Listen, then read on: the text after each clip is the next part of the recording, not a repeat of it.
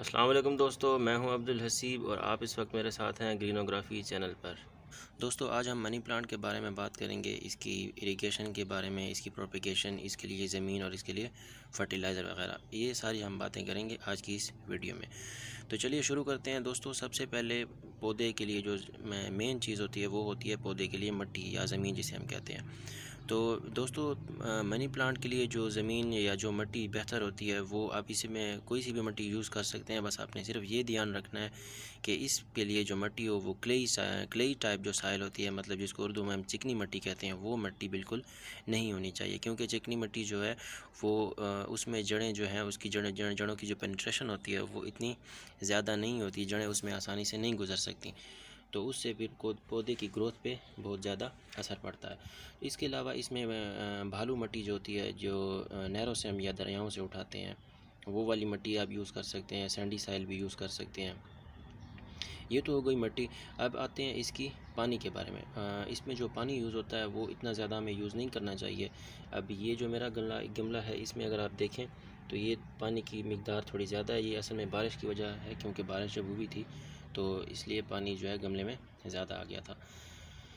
पानी के बाद हम दोस्तों बात करेंगे इसकी फर्टिलाइज़र के बारे में। फर्टिलाइज़र भी मनी प्लांट को इतना ज़्यादा ज़रूरी नहीं होता, लेकिन इसकी नरिशमेंट के लिए और इसको मतलब ज़्यादा ग्रीन दिखने के लिए और पॉलिश दिखने के लिए हम इसमें जो है, मैं जो यूज़ करता हूँ वो बेसिकली इसमें मैं ये जो नाइट्रोफास्ट होती है खाद, जिसमें नाइट्रोजन और फास्फोरस होती है, ये मैं यूज़ करता रहता हूँ। तकरीबन ये कोई हाफ़ टी स्पून, मतलब आधी चम्मच के बराबर मैं इसमें डालता रहता हूँ, ये कोई 3 से 4 दिन के बाद। फर्टिलाइज़र के बाद हम दोस्तों बेसिकली मैं आपको ये मनी प्लांट के पौधे के बारे में थोड़ी सी इन्फॉर्मेशन दूँ। मनी प्लांट जो है बेसिकली ये एक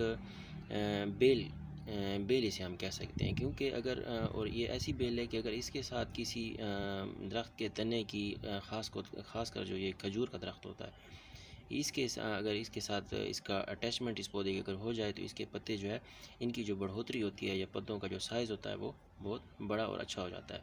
मिसाल के तौर पर अगर ये वाले देखें, अच्छा उसकी वजह ये क्या है? उसकी वजह बेसिकली ये है कि ये जो पौधा है इसमें से एक ख़ास किस्म की जड़ें निकलती हैं, जहाँ पे जैसे ये देखें, ये वाली जड़ ये यहाँ से निकल रही है। अब ये यहाँ से भी निकल रही है। तो ये जड़ें अगर उस दरख्त के तने के साथ जैसे ही अटैच होती हैं तो ये वहाँ पे उस तने को जकड़ लेती हैं, और पौधा जो है इन्हीं जड़ों से पौधा फिर ये खुराक लेना शुरू कर देता है, और इससे फिर इसकी पत्तों की बढ़ोतरी, जो इसका पत्तों का साइज़ होता है वो इंतहाई बड़ा हो जाता है। मिसाल के तौर पर अगर ये देखें तो यहाँ पे पत्तों का साइज़ बहुत ही छोटा छोटा है, और जैसे ही यहाँ से इसकी ये रूट निकली है तो इसके साथ अटैच होने की कोशिश कर रही है, तो यहाँ पे आप देखें इस पत्ते का साइज़ ये बड़ा है। अब इसके बाद जब ये पत्ता आएगा तो इसका साइज़ इससे भी बड़ा हो जाएगा। तो इसके लिए जो तना जो सूटेबल होता है, सबसे ज़्यादा सूटेबल जो इसके लिए तना होता है जिसके साथ इसकी अटैचमेंट होनी चाहिए, वो होता है खजूर का दरख्त। क्योंकि खजूर का दरख्त जो है उसमें एक मतलब ये ऐसे धारीदार किस्म का होता है, और उसमें वो लंबी लंबी लाइनें लगी होती हैं, और उसके साथ मतलब इसकी जो अटैचमेंट होती है वो बड़ी आसानी से हो सकती है। या दूसरे अल्फाज में आप ये कह सकते हैं कि खजूर का तना जो है वो नरम होता है एज़ कम्पेयर टू आम जो दरख्त होते हैं उसकी निस्बत वो तना नरम होता है, और ये जो जड़ें हैं उनकी अटैचमेंट खजूर के तने के साथ बड़ी आसानी से हो जाती है।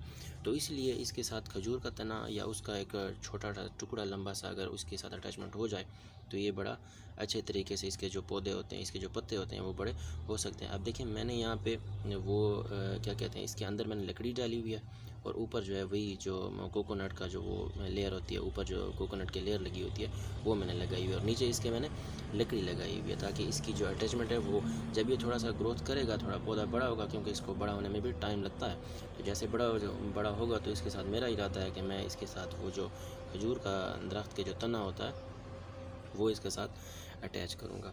अब इसके बाद जो दोस्तों हम बात करेंगे इसकी प्रोपेगेशन के बारे में। प्रोपेगेशन का मतलब उर्दू में हम ये कहते हैं कि एक पौधे से दूसरा पौधा और दूसरे से तीसरा पौधा हम इसको किस तरह बनाएंगे।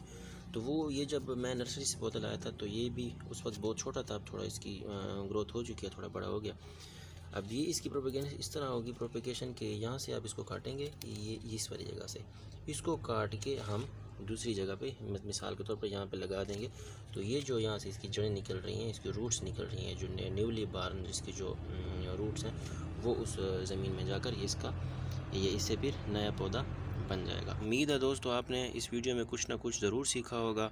अपनी आरा ज़रूर कमेंट कीजिएगा। टेक केयर एंड फ़ी अमानिल्लाह।